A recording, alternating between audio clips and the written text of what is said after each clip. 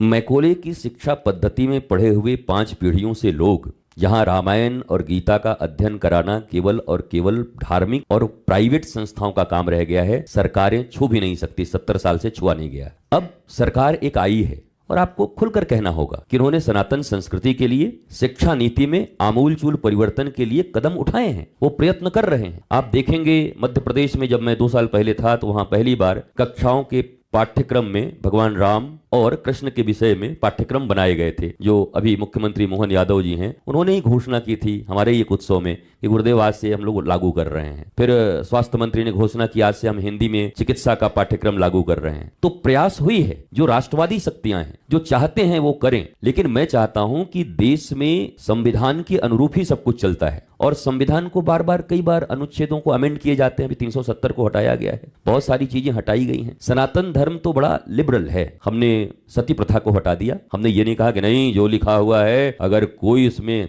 छूछा कर दिया तो हम आग लगा देंगे। हमने कहा नहीं ये ठीक नहीं है, इसको हटाइए। बाल विवाह हटाना पड़ा, हमने कहा इसको हटाइए। अकॉर्डिंग टू एज ठीक नहीं है। कभी रथ का एज था, राफेल का युग है। तो एज के अनुसार, युग के अनुसार भौतिक रूप से धर्म का परिवर्तन होते रहता है, धार्मिक क्रियाओं का परिवर्तन हो, मौलिक रूप से धर्म वही है। तो प्रयास बहुत सारी संस्थाएं कर रही हैं, कथाएं भी चलती रहती हैं, अवेयरनेस चलता रहता है। बट ये होगा तभी जब भारत में सनातन शिक्षा बोर्ड का निर्माण होगा। और भारत में सनातन विश्वविद्यालय के निर्माण के लिए 1000 एकड़ की भूमि का अधिग्रहण हमने कर लिया है और ये उत्तर प्रदेश में विश्व का सबसे बड़ा सनातन विश्वविद्यालय बनने जा रहा है, जहां पर केजी से छोटेपन से बच्चों को सनातन संस्कृति अर्थात सनातन के 16 संस्कार, भगवान राम और कृष्ण के रामायण, गीता, महाभारत, जितने भी हमारे वैदिक संस्कृति के शास्त्र हैं उन सब को पाठ्यक्रम में लाया जाए जो अभी के लिए उपयुक्त हैं, जिससे वो स्ट्रेस फ्री, आनंदित और आह्लादित राष्ट्र भक्ति पूर्ण जीवन जी सकें। इसके लिए शिक्षा में आमूलचूल परिवर्तन की जरूरत है। मैं